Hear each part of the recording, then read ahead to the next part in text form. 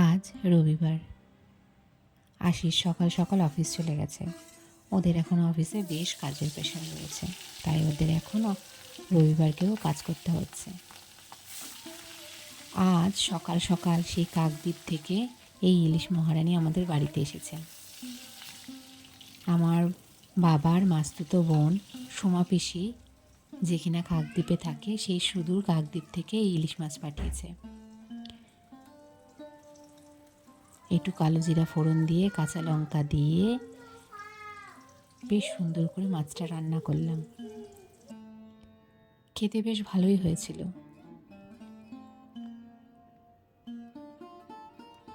আমার বাড়িতে আবার আমার মেয়ে, আমার ছেলে ইলিশ মাছ কেউ খুব একটা পছন্দ করে না, আশিসও না।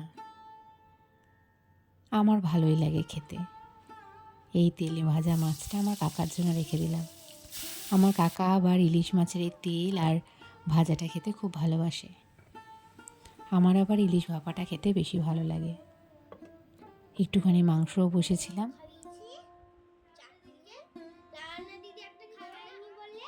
ওটাও ভাই খেয়ে নিয়েছে। অলিভা দিদি ছিল, দিদি অন্তরে দিদি ছিল, আমরা সবাই করে নিয়েছি। সবাই মানে কজন এলেন? আমি ছিলাম, অলিভা দিদি ছিল, অন্তরা দিদি ছিল, আর শোনো কি কি খাওয়ালো। ও আচ্ছা বল। আজ পাশের বাড়ির গৃহপ্রবেশে পুকুর আর বাবুর নেমন্তন্ন ছিল। মেয়ে এসেই তো মেনু শোনাতে শুরু করে দিয়েছে। আজকের ভিডিওটা এই পর্যন্তই, টাটা।